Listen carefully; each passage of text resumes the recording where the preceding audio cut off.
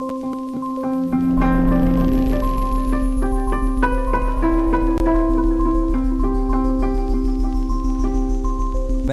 messieurs, chers aquinautes, bonjour. Nous nous retrouvons sur le studio TV Silmo pour parler du thème de la satisfaction client.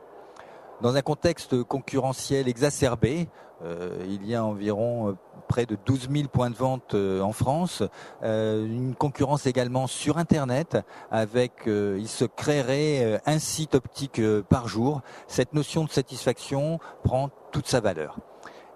Pourtant, les études montrent que seule une minorité de vos amétropes est satisfaite. Pour vous aider à inverser cette tendance, nous avons invité 3 spécialistes. Thierry Spencer, expert de la satisfaction client. Bonjour. Maher Kassab, PDG de Galileo Business Consulting. Bienvenue. Et Frédéric Laville-Leroy, directrice marketing d'Essilor France. Thierry Spencer. Donc, en tant que spécialiste du client, comment se fait-il que, même en dehors de notre secteur, une majorité de consommateurs soient insatisfaits ? Je réalise donc un blog depuis 5 ans qui s'appelle sensduclient.com et mon activité professionnelle est la mesure de la satisfaction au travers d'un site tout nouveau qui s'appelle testandtrust.com. Les quelques tendances que je vous propose de parcourir pour répondre à votre question sur le client de façon très large. Première grande tendance que j'ai pu identifier, c'est que le client sera plusieurs. Le client sera plusieurs. Qu'est-ce que ça signifie ? Aujourd'hui, on voit que le client est présent à plusieurs endroits sous une forme différente. Un seul chiffre pour vous donner, pour illustrer le fait que tous les individus sont aujourd'hui fragmentés, c'est qu'il y a 2,4 adresses mail par personne aujourd'hui. Plus de 60% des internautes ont plus de 2 adresses mail. On voit que le client est devenu plusieurs. Il est devenu pour les spécialistes de la relation client et du marketing presque invisible. Donc une grande difficulté à segmenter dans des groupes homogènes les clients. Je dirais que le métier du marketing et de la relation client est devenu très difficile et de plus en plus complexe. La deuxième grande tendance qui devrait nous inspirer, c'est que ce qu'on observe, c'est que le client sera seul. Qu'est-ce que ça signifie ? Ça signifie que on voit de plus en plus se développer le self-care, le self-service. Alors pour 2 bénéfices. Le premier bénéfice pour le client, c'est le gain de temps, la réduction du temps d'attente. Vous voyez apparaître de plus en plus, par exemple, d'agents virtuels conversationnels sur les sites. Je ne sais pas si vous voyez ce que je veux dire, des avatars qui répondent à vos questions, des robots de conversation. Les clients ont accès à l'information pour traiter des sujets les plus simples. Le deuxième bénéfice, c'est évidemment le prix. Et ça, c'est un des fondements du low cost, puisque si le client est seul, on sait qu'il sera de plus en plus seul. Prenons l'exemple, par exemple, des aéroports internationaux. On estime que dans quelques années, 80% des aéroports internationaux feront du self-check-in. C'est-à-dire que la seule relation humaine que vous aurez dans les aéroports sera une personne avec des gants blancs, parfois un masque et un badge de sécurité. Comment faire la différence dans la relation humaine dans ces conditions ? Alors, je pense que cette tendance illustre bien une chose, c'est que on fera davantage appel au personnel, on aura davantage de relations humaines à plus forte valeur ajoutée, puisqu'on aura de plus en plus accès à des informations en permanence, que ce soit sur Internet, sur son mobile ou ailleurs. On fera vraiment appel à une personne, à un vendeur, à un conseiller, à un spécialiste pour une relation humaine plus enrichie avec des sujets plus complexes. Donc c'est l'enjeu aujourd'hui pour moi, c'est de arriver à faire une promesse par canal de relation avec le client. Et je pense que les points de vente, par exemple, ont un jeu fantastique à jouer dans cette relation personnalisée. Alors, vous avez dit que le consommateur, il est plusieurs, multiple, il est seul. Est-ce qu'il arrive à se retrouver ? Alors, il est effectivement de plus en plus difficile. Il est de plus en plus difficile à cerner. On sait qu'aujourd'hui, sous la pression de beaucoup d'acteurs, on en parlera peut-être tout à l'heure, sur la pression du discours de prix, par exemple, on sait qu'on peut rentrer quelque part avec une promesse prix et puis être agréablement surpris par une prestation de service ou un produit de qualité. Le client est en effet perdu. C'est un des points et c'est une autre tendance qui est le client sera aventureux. Le client sera aventureux et on a pu observer dans une étude que j'ai réalisée l'année dernière que 15% des clients, c'est-à-dire un client sur 7, se déclarent seulement fidèles aux marques. Et 21% sont moins fidèles qu'avant. Donc on est sous une très forte pression concurrentielle. Le client fait de nouveaux arbitrages. Un manque de visibilité et de clarté de la part des enseignes fait en effet que ce client devient réellement aventureux. Un exemple, un chiffre qui m'a frappé, 8 Français sur 10 aujourd'hui ignorent ce que signifient les soldes flottants. Tous les professionnels pensent que c'est acquis comme technique de promotion, alors que les clients ne le savent toujours pas. Et effectivement, un consommateur qui est à la recherche aussi de beaucoup de choses et de lui-même. Donc Frédéric, Monsieur Spencer a parlé de clients aventureux ou de clients perdus dans notre secteur de l'optique. Comment percevez-vous ce client ? Alors, ce qu'on peut dire, c'est que le client manque de repères. Moi, j'aime bien parler de la transparence du verre, mais du coup de l'opacité de l'optique que ça génère. C'est-à-dire que, à la fois, le consommateur est très demandeur d'informations sur les verres, sur la vue, mais ne retrouve pas forcément cette information. Il pense d'ailleurs beaucoup que l'opticien ne peut pas lui en apporter tant que ça, alors que l'opticien peut répondre à beaucoup de questions du porteur, et de même jusque dans certaines informations un peu plus médicales, il est tout à fait à même. Donc il y a vraiment... Si on rappelle une étude de la SNAV, la santé visuelle est la deuxième préoccupation des Français en cadre de la santé, justement. Oui, tout à fait. Et donc ça, c'est en plus, les gens vivent de plus en plus vieux, ont des besoins visuels de plus en plus importants, donc demandent cette information. Et il y a des études très sérieuses d'ailleurs qui le montrent, qu'ils demandent beaucoup d'informations. Donc il y a vraiment un rôle que l'opticien peut jouer dans la façon de donner des repères. Et ces repères, c'est d'autant plus important que l'opticien les donne, puisque aujourd'hui, il est concurrencé par Internet, par tout un tas aussi de magasins low cost, dont le modèle qui est tout à fait respectable est un modèle qui consiste en effet à aller vite dans l'acte de vente, à ne pas donner trop d'informations, à ne pas donner une réelle prestation, à aller relativement vite simplement parce que le modèle est construit comme ça. Donc ce qui est fondamental si on veut donner des repères au consommateur, c'est que quand il va sur Internet ou quand il va dans un magasin, il ne paye pas le même prix, mais qu'il sache fondamentalement pourquoi il ne paye pas le même prix. Et donc, la qualité du produit et la qualité de la prestation, c'est ça qui doit faire la différence dans un magasin qui, justement, joue complètement le service. Et la satisfaction, je suis sûre que ça rend les gens heureux, mais surtout, ça va donner de l'avenir à l'optique. Donc Maher Kassab, vous avez réalisé une étude auprès de 1500 porteurs de lunettes et vous avez mesuré justement cette notion de satisfaction. Et donnez-nous les chiffres qui ne sont pas très satisfaisants, justement. Oui, bonjour, merci effectivement pour cette question qui illustre bien effectivement le sujet qu'on va traiter aujourd'hui. Alors, le consommateur, il n'est pas vraiment insatisfait. On note moins de 10% des consommateurs, des porteurs de lunettes qui sont insatisfaits de la prestation de l'opticien, de manière générale. Ce qui va nous surprendre ici dans ce chiffre, c'est qu'on ne note qu'un tiers, 36% exactement, de très satisfaits. Et on sait effectivement que ce ne sont que les très satisfaits qui sont fidèles, qui créent un bouche à oreille et qui amènent effectivement et qui amèneront d'autres consommateurs à revenir au magasin, à continuer à consommer, à continuer à donner de la valeur effectivement sur le marché. Et effectivement, c'est cet axe que les opticiens doivent rechercher, c'est-à-dire essayer de rendre leurs consommateurs très satisfaits, créer nous ce qu'on appelle l'enchantement client, créer une expérience positive, différenciante. Et c'est ça aujourd'hui qu'ils doivent travailler. Alors, par rapport à ça, ça veut dire qu'on a, comme le disait Thierry Spencer, un ventre mou, pour reprendre votre expression, et ce ventre mou représente combien, 50, 56%? Plus que ça en fait, plus de la moitié, plus de 50% en fait du marché, plus de 50%, c'est-à-dire plus de 50% en fait n'ont pas d'opinion sur l'équipement, sur la prestation qu'ils ont eue chez l'opticien. En fait, ils ont... Voilà, l'achat d'optique, c'est un achat de contrainte. Ils doivent le faire, donc ils le font. Pendant longtemps, ils se sont déplacés dans leur magasin qui était celui de la proximité. On voit maintenant que Internet apporte une autre forme de proximité, de facilité, pas simplement du prix. Et donc l'opticien doit quand même se réinventer comme tout autre secteur de distribution.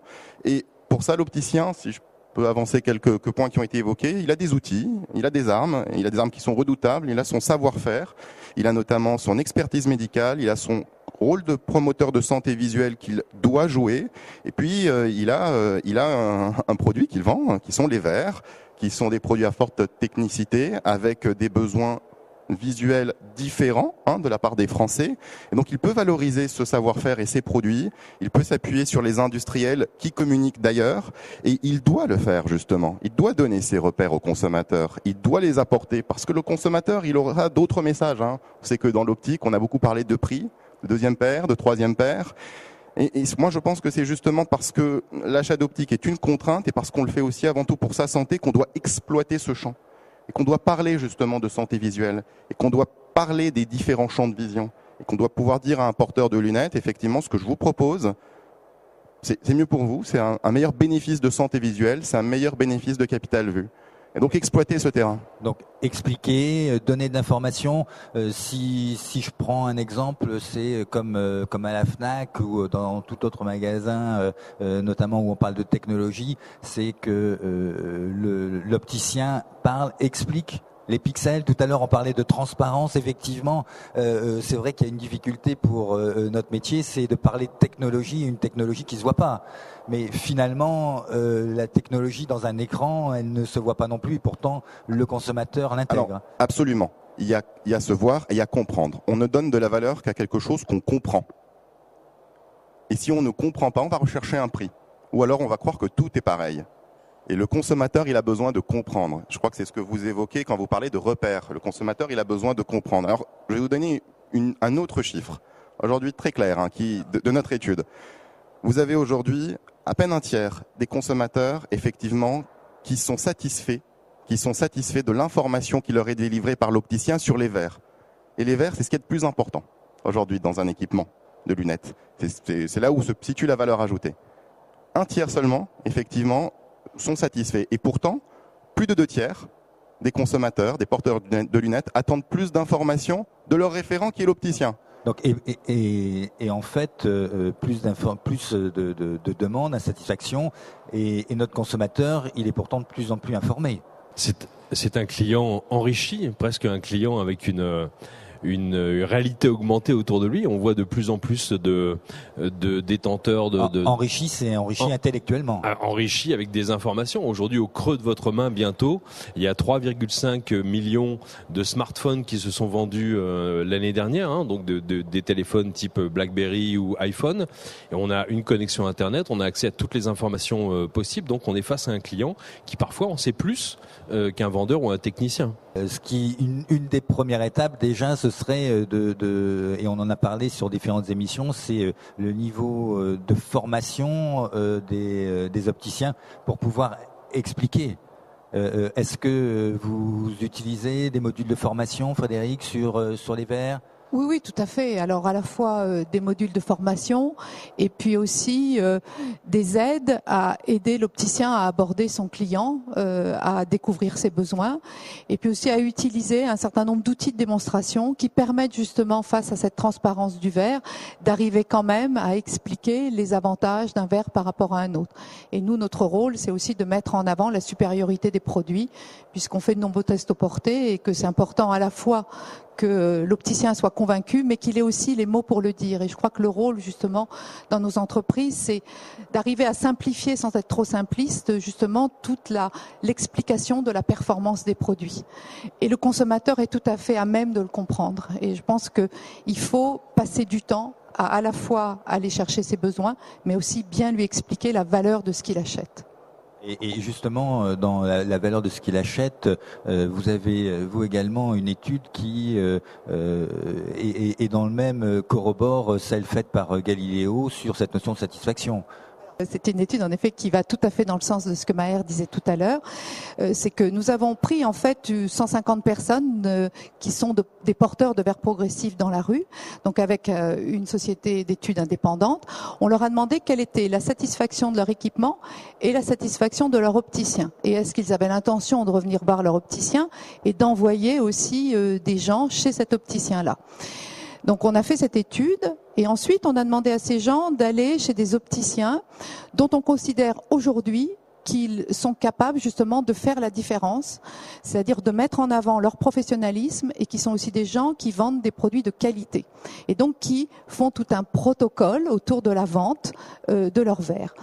Donc il y en a plein en France, heureusement, mais à la fois des gens qui le font, mais aussi des gens qui l'expliquent aux consommateurs. Parce que prendre des mesures, c'est important de les prendre, mais c'est aussi important de dire aux consommateurs pourquoi on prend des mesures. Donc on a pris ces gens et ensuite on les a réinterrogés exactement sur les mêmes critères. Et on s'est rendu compte, donc on a eu le même chiffre, c'est je suis à peu près tout à fait satisfait, parce qu'on prend les gens tout à fait satisfaits, parce que c'est quand on est tout à fait satisfait qu'on peut changer son comportement. Donc on a vu qu'on avait 30% de gens tout à fait satisfaits de leur équipement, alors qu'aujourd'hui on a sur le marché des verres capables vraiment de donner 100% de satisfaction, et c'est important quand on sait que par la vue, c'est 80% de l'information qui passe. Eh bien, on est passé de 32 à 65% de satisfaction une fois qu'ils sont sortis de chez ces nouveaux opticiens chez qui ils avaient été. On a eu aussi une satisfaction de l'opticien qui est passée de 40 à 72%. Et en plus, on a eu des gens qui étaient à 45% sûrs de revenir chez cet opticien, c'est passé à 64%. Et sur l'idée de j'enverrai mes amis chez ces gens-là, eh bien on est passé de 43 à 67. Vraiment et il y a un verbatim hein. que j'adore, Patrick, c'est des gens qui nous ont dit on m'a jamais fait ça chez un opticien. Et pour moi, c'est ça, et ça me rend extrêmement optimiste quant à l'avenir de l'opticien, c'est qu'il a tout dans les mains, et si vraiment il se donne encore plus de mal avec son consommateur, eh bien, il va le rendre heureux, et lui, il a un avenir sur le marché. Et on ira peut-être sur Internet chercher des informations, mais on viendra chez cet opticien et on enverra ses amis. Alors, expliquez-nous, donnez-nous le secret de ces opticiens référents. Alors moi, je veux surtout pas donner de leçons aux opticiens. Souvent, ils me disent, mais nous, on fait ça déjà. Mais d'abord, tout le monde ne le fait pas. Et ensuite, il faut le dire. Si vous allez chez votre cardiologue, qui vous fait... Vous avez parlé de protocole. Est-ce que ça veut dire qu'il faut s'établir un peu une checklist dans... Oui, tout à fait. Je donne un exemple. Si vous allez chez votre cardiologue, qui vous passe tout un tas d'examens et qu'à la fin, il vous dit très bien, j'en parlerai à votre médecin. Bon, vous n'êtes pas très en confiance, hein. Eh bien, c'est exactement pareil chez l'opticien. C'est-à-dire qu'il faut déjà avoir un accueil, chercher vraiment les besoins du client. Il demande que ça. Vous savez, la vue, c'est un peu angoissant. Et puis il faut lui donner de l'information. Il faut ensuite, quand on prend des mesures ou quand on va revoir sa correction, lui dire pourquoi on le fait, hein. Quand on prend des mesures, c'est bien lui expliquer que si on a un superbe matériel, voilà les éléments qu'on va prendre de son comportement visuel et de sa vue. Et ensuite lui donner toute l'information, lui prendre un rendez-vous pour qu'il revienne et qu'on ait suffisamment de temps pour lui expliquer que voilà comment ça va se passer avec ses verres, etc. Et puis ensuite s'intéresser à lui. Et le consommateur, il demande que ça. Il est comme nous tous, il aime qu'on s'occupe de lui. Et ensuite, quand il rentre chez lui, il dit moi, mon opticien, il m'a fait tout ça. Et il va dire aux gens, moi je suis bien avec mes lunettes et j'ai un superbe opticien. Est-ce que c'est facile à mettre en place ce type de protocole ? Non, c'est pas difficile en soi, mais c'est vrai que les opticiens le savent. C'est avec eux et avec leur équipe, c'est une espèce de préoccupation au quotidien et c'est un effort au quotidien. Ça, c'est sûr. Mais c'est prendre du temps dans le magasin et surtout essayer de passer pas trop de temps dans l'administratif. Thierry Spencer, quel type de conseil vous pourriez donner à l'opticien justement pour cette implication peut-être de ses équipes, remise en cause? Est-ce que vous auriez des exemples dans le commerce? C'est vrai qu'on est d'accord, le plus grand ennemi de l'opticien, c'est l'indifférence. L'absence de différenciation, c'est bien le cœur du sujet, surtout pour un marché aussi développé, aussi mature, parfois aussi technique, mais aux yeux d'un client, en fait, deux opticiens se ressemblent. On voit aujourd'hui que les plus grands efforts à faire sont dans cette volonté, dans ce courage de faire la différence, savoir faire la différence. Et je cite toujours un exemple qui est celui de Zappos. Zappos est une société américaine de vente à distance qui vend des chaussures. Quoi de plus banal que des chaussures ? Des chaussures sur lesquelles on se bat sur le prix, sur les remises, sur la promotion. Donc ça, voilà un point commun avec le marché de l'optique. La décision de Zappos, qui est une société donc américaine qui fait $1 milliard de chiffre d'affaires, qui a été rachetée par Amazon l'année dernière, a décidé de faire la différence sur la relation client. Donc dans une relation, en l'occurrence à distance, on décidait d'abolir les scripts au téléphone de laisser la liberté aux collaborateurs de faire tous les efforts commerciaux qu'ils souhaitent, donc offrir à un client mécontent 2 billets pour un concert de Bruce Springsteen ou un week-end à Las Vegas, donc la liberté pour les collaborateurs. Pas de temps limite de conversation au téléphone, voilà une autre décision qui fait la différence aux yeux du client. Donc je dirais qu'il y a ce courage, savoir faire la différence, et puis un sujet qu'on voit se développer, qui me tient vraiment à cœur dans le monde du commerce, c'est la symétrie des attentions. La symétrie des attentions, c'est ni plus ni moins que avoir autant d'attention vis-à-vis de ses clients que vis-à-vis de ses collaborateurs, puisqu'on ne peut pas être seul, il ne peut pas y avoir une seule personne dans une boutique qui a la connaissance et qui a le savoir-faire et qui a cette culture de la relation client, mais tous les employés, tous les collaborateurs doivent avoir cette même culture, doivent avoir cette même orientation client.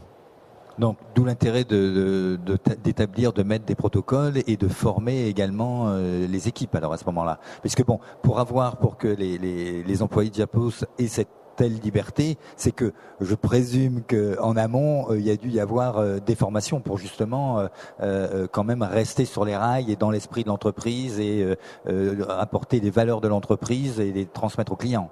Bien sûr, parce que ça nécessite un grand niveau d'exigence, par exemple en amont, dans le recrutement. On doit passer du temps à recruter, on doit avoir des critères très forts sur l'orientation client, on doit être très exigeant avec ses collaborateurs, on doit être en permanence orienté sur les clients. Hier, je faisais mes courses à côté de chez moi, je vois un nouvel opticien qui ouvre une très belle boutique, très chic, n'appartenant pas à une grande chaîne, et je vois une affiche A4 placardée, écrite à la va-vite ou imprimée la veille, qui dit prix d'ouverture moins 30%. Je me dis voilà le premier message que donne cet opticien à son marché, et je ne vois pas de différence. Donc je passe à côté, je me dis oui, les moins 30%, je les aurai certainement sur Internet. Donc la différence ne se fait pas là-dessus, la différence doit se faire sur le service, sur la relation client. Alors, je vais rebondir sur cette notion de prix justement, puisque pour séduire le client, un certain nombre d'opticiens font des promotions, tel que l'exemple que vous venez de donner. Il y a la deuxième paire, voire la troisième paire. Est-ce que ces offres commerciales gèrent de la satisfaction client ? Alors, moi, je voudrais surtout pas dire que le consommateur il attend pas le prix. Je voudrais dire effectivement, surtout en période de crise économique, le consommateur il a une exigence. Donc c'est pas une notion de prix, c'est toujours une notion de rapport qualité-prix. Ensuite, je rappelle quand même que dans l'optique, on a tellement communiqué sur le prix, la première paire, la deuxième paire, que c'est devenu parfois un attendu de certains clients. Et donc par rapport à ça, les opticiens doivent parfois essayer de travailler ces éléments. Maintenant, ce que je pense et ce que je vois à travers les études que je lis, c'est que c'est jamais sur cet axe-là que la différenciation se fait. C'est jamais sur cet axe-là qu'on crée l'enchantement. Que les phénomènes d'abondance, c'est-à-dire d'offrir plus pour moins cher ou d'offrir une gratuité, elles sont toujours à un moment donné perdantes parce que le concurrent fait la même chose à côté. Comme vous l'évoquiez, ça ne devient plus différenciant. Et tout le monde y perd. Tout le monde y perd parce que c'est ça amène le marché à se détruire. Il y aura toujours quelqu'un qui sera moins cher et surtout, Internet à ce niveau-là sera imbattable.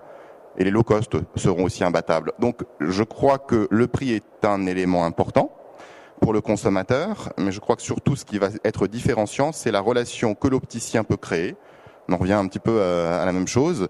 C'est aussi, je crois que c'est très intéressant ce qui a été dit. Je crois beaucoup effectivement que le collaborateur, c'est aussi le premier client de l'entreprise. C'est que des entreprises où les collaborateurs sont fidèles, impliqués, épanouis, parce qu'ils ont été formés, parce que l'entrepreneur a investi sur eux, parce qu'il leur a donné les outils pour progresser, parce que la formation, tout collaborateur la recherche en général, la gestion des compétences, l'employabilité, le développement, tout le monde le recherche, on crée les clients satisfaits. Et effectivement, pour moi, ce que je vois, c'est que le succès, c'est des collaborateurs effectivement impliqués, un chef d'entreprise visionnaire, des outils, des produits bien mis en avant, bien utilisés, qu'on arrive à promouvoir auprès du consommateur, qu'il arrive à comprendre, et puis évidemment le basique en termes d'accueil, de chaleur humaine. Frédéric, vous êtes une entreprise industrielle avec beaucoup de recherche et développement, mais vous approuviez ce que disait Maher, notamment sur cette notion de relation, d'individu. Moi, je pense que de toute façon, il faut qu'on revienne dans le domaine de l'optique dans un cercle vertueux.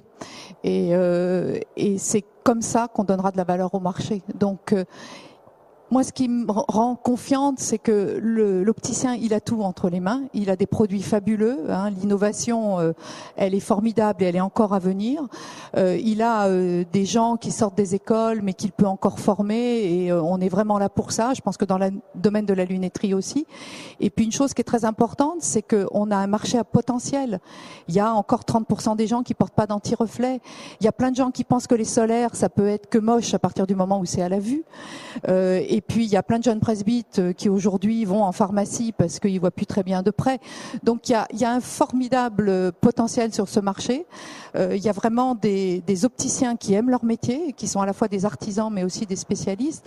Donc, cette satisfaction consommateur, elle passe, bien sûr, si on veut aussi développer ce marché, elle passe par l'analyse du besoin. Et un consommateur heureux, c'est un consommateur qui voit bien, qui fera la différence. Ça, je crois qu'on l'a démontré et il faut qu'on en soit tous convaincus. Et c'est ça qui fera que le marché de l'optique gardera sa valeur. Alors, une fois qu'on a mis en place l'ensemble de ce processus, formation des équipes, mise en place du protocole, écoute du consommateur, réponse à ses besoins, reste une question, comment va-t-on mesurer cette satisfaction ? Monsieur Spencer, vous qui êtes le spécialiste... Je crois, aujourd'hui, oui, effectivement, faire des protocoles, être toujours à l'éveil et avoir un certain nombre de critères par rapport aux attentes, bien connaître son client, bien connaître ses attentes, mesurer sa satisfaction très régulièrement, avoir un œil sur ce qui se dit sur vous sur Internet aujourd'hui. Vous savez que 9 internautes sur 10, c'est le résultat d'une étude que on a menée la semaine dernière chez Test & Trust. 9 consommateurs sur 10 aujourd'hui lisent les avis consommateurs sur Internet. Donc sachez être à l'écoute, sachez mesurer. Ils ne sont pas toujours réels, puisqu'il y a aussi des sociétés spécialisées pour mettre des avis exactement, à la place de consommateurs, de pseudo-consommateurs. Tout à fait. Ce qu'on observe, c'est que ce marché devient de plus en plus vertueux. Les avis consommateurs deviennent de plus en plus fiables et honnêtes. En tout cas, c'est là-dessus que nous travaillons. Une fois que tout a été mis en place pour avoir les repères et savoir si on est sur la bonne voie, sur le bon chemin, comment l'opticien peut-il savoir si le client qu'il a équipé est satisfait ? Il faut qu'il lui demande. Et je pense que c'est important, comme toutes les entreprises, de faire des enquêtes de satisfaction client, d'avoir aussi des visites mystères, de façon à voir justement quelle est... Parce que c'est le consommateur qui a raison, donc c'est important de faire ses propres études de satisfaction, d'interroger ses clients et d'avoir un vrai plan d'action suite à ces résultats, comme n'importe quelle entreprise le fait aujourd'hui sur son marché. Donc de façon simple, c'est lui téléphoner au bout d'une semaine, un mois, 3 mois, savoir si son équipement lui convient, si est-ce que c'est quelque chose qui peut être mis en place selon vous ? Voilà une idée fantastique, toute simple. Imaginez, choisissez les 2 heures les plus creuses dans la semaine dans votre boutique. Prenez le jeudi le jeudi matin entre 10h et midi. Prenez le listing de tous vos clients, leur numéro de téléphone, appelez-les sur leur portable, sur leur lieu de travail ou même chez eux et vous verrez que dans l'échange que vous aurez avec eux pour leur demander si tout s'est bien passé la semaine dernière, s'ils ont besoin de nouveaux conseils, s'ils ont besoin qu'on leur resserre les lunettes, qu'on les règle à nouveau, s'ils ont besoin de voir un nouveau produit qui vient d'arriver, faites-le. Faites cet appel d'après-vente et vous verrez l'enchantement du client. Et aussi, j'invite les opticiens à sortir de leur boutique et d'aller visiter les concurrents, d'aller voir ce qui se fait, d'aller voir à quel point on peut faire la différence avec un sourire, avec un conseil, avec un fauteuil confortable, avec un café chaud, avec un verre d'eau, je ne sais quoi, autant de petites attentions qui peuvent faire la différence. En plus de cette prestation technique et de ces produits de qualité, vous pouvez faire la différence avec des petites attentions. Je voudrais dire qu'il y a beaucoup d'opticiens qui le font et qui ont d'excellents résultats grâce à cela et ça motive énormément leurs équipes. Donc, et j'ai bien entendu que vous avez parlé, que vous avez dit appeler, pas d'email, de manière à privilégier la relation. Oui, alors appeler oui au téléphone, pourquoi pas les inviter, mais respecter aussi le choix du client. Si vous lui demandez au moment où vous vendez votre prestation par quel canal veut-il être contacté ensuite, c'est l'idéal. Donner le choix au client, parce qu'aujourd'hui on doit cette grande liberté aussi au client, lui laisser le choix du canal. Il peut très bien vouloir converser avec vous par email ou pourquoi pas par SMS, lui envoyer un SMS de questions, d'après-vente. Mais c'est vrai que rien ne remplace la relation humaine, qu'elle soit au téléphone, qu'elle soit en face à face de préférence.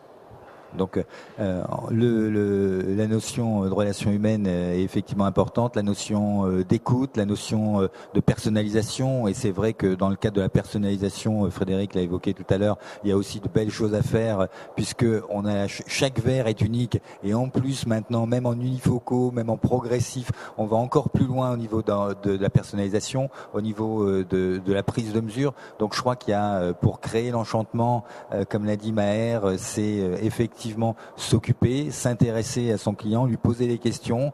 En tout cas, je vous remercie tous les trois de nous avoir éclairés sur ce consommateur, sur ses attentes.